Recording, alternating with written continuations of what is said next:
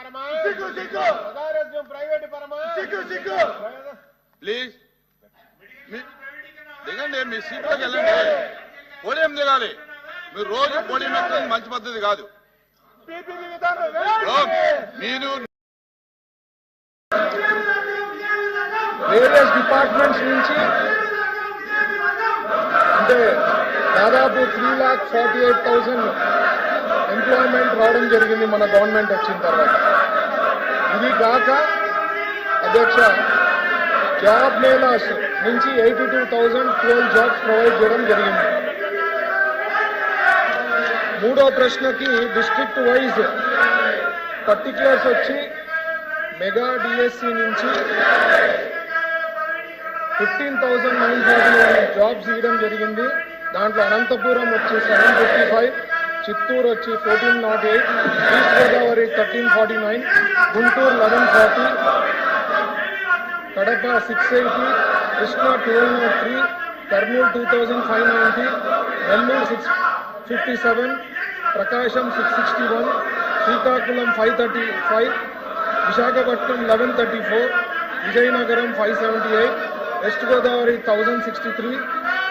ఇవి కాక zone wise zone 1లో 390, zone 2లో 330, జోన్ 3లో 558, జోన్ 4లో 667, టోటల్ ఇంకా స్టేట్లో 243. టోటల్ కలిపి 15,941 ప్రొవైడ్ చేశాము డిఎస్సి నుంచి.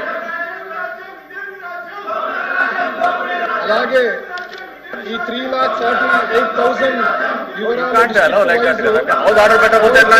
అల్లూరు మీరు హౌస్ ఆర్డర్ లో పెట్టాలి. మీరు చైర్మన్ గారు సభని ఆర్డర్ పెట్టే ప్రయత్నం మీరు చేస్తున్నప్పుడు సభ్యులు చాలా ఖచ్చితంగా నియమ నిబంధనల ప్రకారం మనం ఏ విధంగా పనిచేసుకుంటామో తెలియాలి అధ్యక్ష. ఒకసారి మీరు తిరస్కరించిన తర్వాత ఒక సెషన్ లో మళ్ళీ అదే అంశం పైన వాళ్ళు ఎట్లా ప్రస్తావిస్తారు అధ్యక్ష? రూల్ 64 చూడమనండి. మీరు పాయింట్ ఆఫ్ ఆర్డర్ అధ్యక్ష, అది కరెక్ట్ కాదు కదా. Point of order rule number 64 చూడండి. మీరు చాలా క్లియర్ గా you cannot repeat a motion. ఇవ్వండి రూల్ నెంబర్ 64 ఇవ్వండి. You cannot in the same session you cannot bring the same motion again. ఒకసారి దాన్ని డిస్కస్ చేస్తే మళ్ళీ వాయిదా తీర్మానం ఇవ్వడం లేదు. కానీ వాయిదా తీర్మానం అనేది మనం తిరస్కరించిన తర్వాత చైర్మన్ గారు వాయిదా తీర్మానం ఒక్కసారి మీరు తిరస్కరించిన తర్వాత ఇంకోసారి రాకూడదు సెషన్ లో ఆ అంశం పైన వారెట్లా ఎట్లండి? రూల్ నెంబర్ 64 చూడండి. మీరు యాక్షన్ తీసుకోవాలి. మీరు అట్లా వదిలేస్తే ఎట్లా? మీరు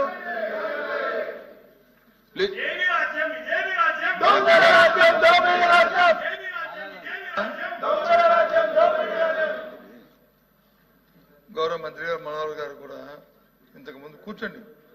ఇంతకుముందు ఆయన కూడా స్పీకర్ చేశారు, రూల్ కూడా చెప్పారు 260. దానికి ముందు కూడా ఆలోచన చేసుకోవాలి.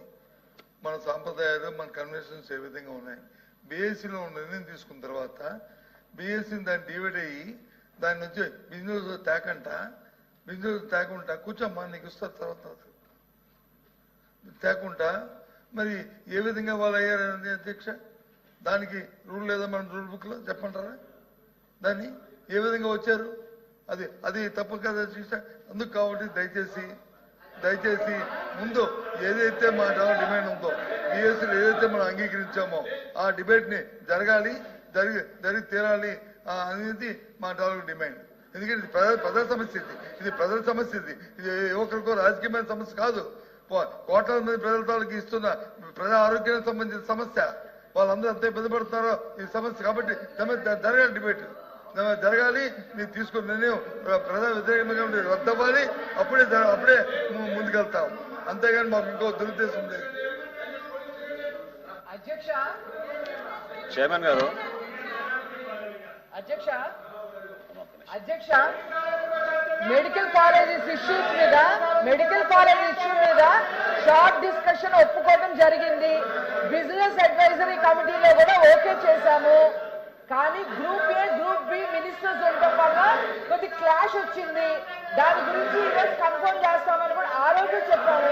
ఈ లోపు మీరు బీఎస్సీ మీటింగ్ పెట్టారు. ఆ మాత్రం కూడా లేకుండా సభని సజావుగా నడవకుండా చేయడం ఏంటి? కూర్చోండి కూర్చోండి అమ్మా రాజేంద్ర ప్రసాద్ గారు రాజేంద్ర ప్రసాద్ గారు